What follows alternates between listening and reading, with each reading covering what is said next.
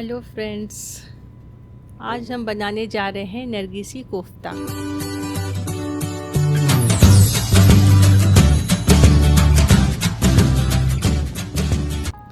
तो सबसे पहले हम इसके लिए लेंगे कुछ खड़े मसाले, जैसे कि आप यहाँ देख रहे हैं साबुत जीरा, साबुत धनिया, कुछ लहसुन की कलियाँ, 3-4 हरी मिर्चें,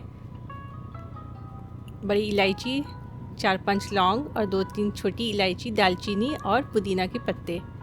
ठीक है, और इसमें हम जावित्री भी है और 3 से 4 बड़ी इलायची। तो ये है आपका मटन कीमा। तो सारे खड़े मसाले हम एक ही पतीले पे सारे एक साथ डाल देंगे। यहाँ पे मैंने बड़ी इलायची को थोड़े से क्रश करके डाला है, मतलब एक कूट के डाल दिया है ताकि वो अच्छे से मेल्ट हो जाए। अब सारे मसाले इसमें हम डालते जाएंगे और इसको हम पतीले पे बनाएंगे।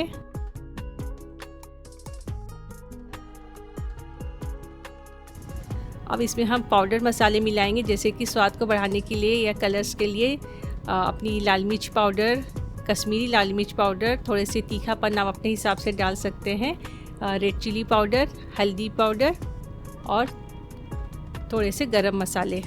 अगर आप वो एक्स्ट्रा है, अगर आप डालना चाहें तो डाल सकते हैं। यहाँ पर आधा कप मैंने चने की दाल को भिगो दिया था 2-3 घंटे के लिए। अब वो भी हम ये ऐड कर देंगे। और अगर आपके पास धनिया पत्ती के कुछ स्टेम्स है तो वो भी डाल सकते हैं, वो आपके स्वाद को और बढ़ा देंगे।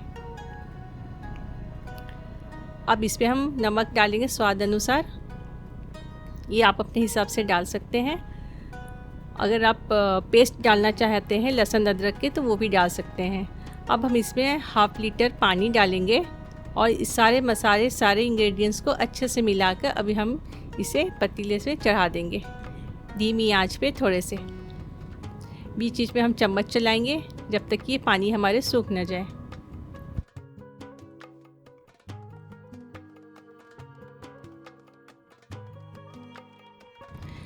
देखिए, अब हम चलाते हुए पानी इस पे हमारे सूख गए हैं। तो अब हम सारे इंग्रेडिएंट्स को साइड करके बीच में ही 2 से 3 चम्मच घी डाल दिए। अब उसको भून देंगे और फिर इसको हम ठंडा करके एक मिक्सर जार में पीसेंगे फाइन पेस्ट की तरह। देखिए, ये बन गया हमारा फाइन पेस्ट। आप इसमें बिल्कुल पानी ना मिलाएं, ये आराम से पीस जाएंगी। देख लीजिए, इस तरह से ये पीस के तैयार हो चुकी हैं। हम थोड़े थोड़े करके पल्स मोड में ये सारे मसाले को पीस लेंगे। अब हमने यहाँ पे अंडे चढ़ा दिए हैं उबलने के लिए। तो आप ये अपने हिसाब से अंडे डाल सकते हैं, 4 या 5 या 6 जितने भी हैं। अब हम एक प्याज उस पर छोटे बारीक कटे कटे डालेंगे, क्यूब्स में छोटे बारीक काट लीजिए और साथ में कुछ पुदीने की पत्ते भी।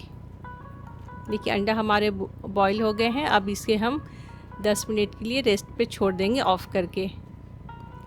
ये पुदीने के पत्ते भी हम काट लिए हैं। अब इसे भी हम अपने कीमे में मिला देंगे। आप यहाँ पे हरी मिर्च भी डाल सकते हैं। देखिए, अंडा भी हमारे अब तैयार है। अब हम ये जो हमने बनाया था पेस्ट, अब उस हथेली पे थोड़ी सी पानी लगा के हम गीला करेंगे और अपने हिसाब से मसाले को लेके फ्लैट करेंगे।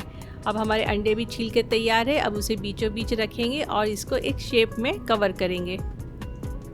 देखिए, इस तरह से आप इसे धीरे धीरे आराम से करिए, पानी हल्के लगा के। अगर नहीं हो रहा है तो ये हो जाएगा, बहुत इजी है, बहुत आसान से ही हो जाता है। देखिए, इस तरह से बिल्कुल कवर हो जाएंगे।